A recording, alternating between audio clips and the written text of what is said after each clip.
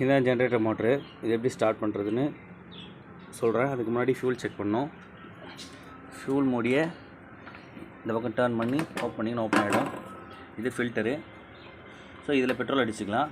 Maximum capacity 3 litre தான் பிடிக்கும். So 1 litre 2 litre எவ்வளோ வேணுமோ அதுக்கு தகுந்த மாதிரி போட்டுக்கலாம். 3 லிட்டர் போட்டால் கிட்டத்தட்ட ஒரு 5 மணி நேரம் ஓடும். ஸோ தேனுக்கு நமக்கு எவ்வளோ யூஸ் பண்ண போகிறீங்களோ அந்தளவுக்கு போட்டுக்கலாம். இப்போ கொஞ்சம் ட்ரையாக இருக்குது, ஆனால் ஓடும். இதுலேயே ஒரு 1.5 மணி நேரத்துக்கு மேலே ஓடும். ஸோ திரும்ப பெட்ரோல் போட்டு ஃபில்டர் எடுக்காமல் தான் பெட்ரோல் போடணும். போட்டுட்டு திரும்ப லாக் பண்ணிடணும். லாக் ஆகிடுச்சு. இப்போ தான் ஆன் ஆஃப் சுவிட்ச் இருக்கும். இதில் ஆன் மேலே பண்ணிக்கணும். இதில் லைன் எடுத்துக்கலாம். ஸோ இது ஆன் ஆகிட்டு மோட்டர் ஸ்டார்ட் ஆனதுக்கப்புறம் இதில் ஃப்ளக் லைன் கொடுத்து நீங்கள் என்ன வேணுமோ போட்டுக்கலாம். ஸோ கிரைண்டர் இருக்கிற அளவுக்கு, பெரிய மோட்ரு இருக்கிற அளவுக்கு போடக்கூடாது. ஒரு 4 லைட்டு போடலாம். போர்டு லைட்டு 4 லைட்டு போடலாம்.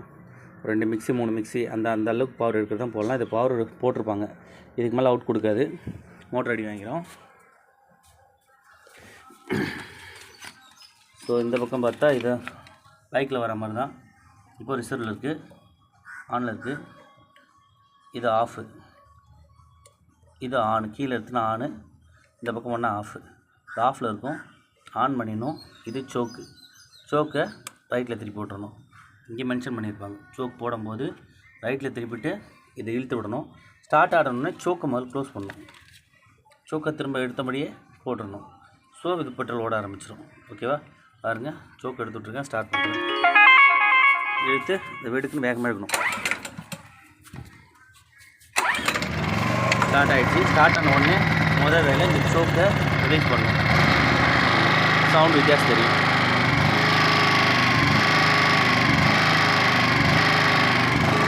ஓட ஆரம்பிச்சிச்சு. இப்போது லைன் பண்ணிக்கலாம். வேலை முடிஞ்சதுன்னு அப்புறம் இந்த ஆஃப் சுவிட்ச் அழுத்தினாலே ஆஃப் ஆகிடும். இந்த பக்கம் பெட்ரோலை க்ளோஸ் பண்ணிக்கணும். அவ்வளோதான்.